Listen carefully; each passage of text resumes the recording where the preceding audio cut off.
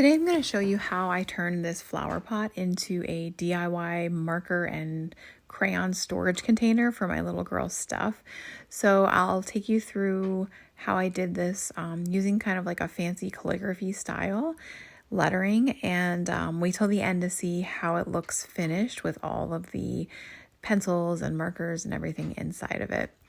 So first off, this is a terracotta flower pot that I had laying around for a couple years now. I had painted this white with, I think, acrylic paint, and then I dipped the bottom in some kind of colored dye. I forget what it was exactly. Oh, I think it was for tie-dyeing shirts possibly. So that's what that greenish color is at the bottom. And I figured it was just laying around and I needed some other container to put all of her markers and stuff in. So I just grabbed it and I did the lettering with pencil first, and now I'm going over top of it with a Sharpie permanent marker.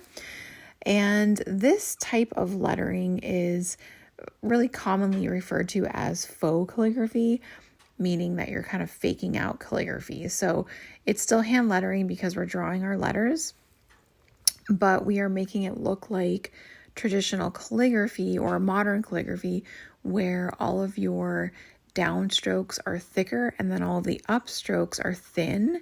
So then you have that thick and thin contrast, which is, commonly seen in calligraphy, and that's what makes it look like calligraphy.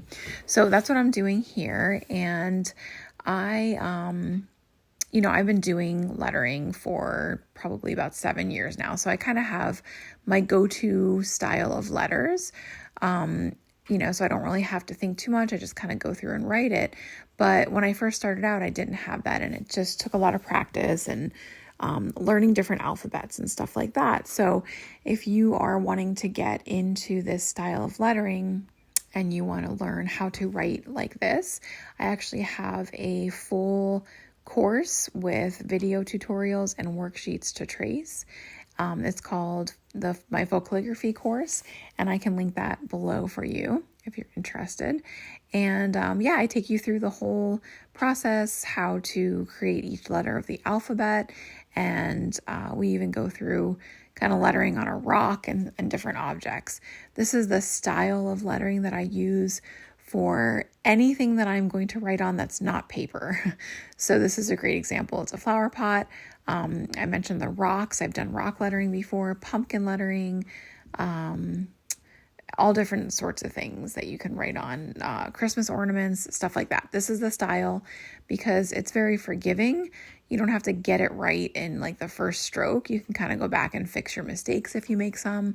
And it's a really good style to know. And this is also where I started before I got into brush calligraphy or brush lettering. So here's the finished product. I'm just kind of throwing this stuff in there, and you can see it's perfect for pens and pencils and markers and all the things. I hope you enjoy this. Make sure you subscribe so you don't miss out on any other videos. See you next time.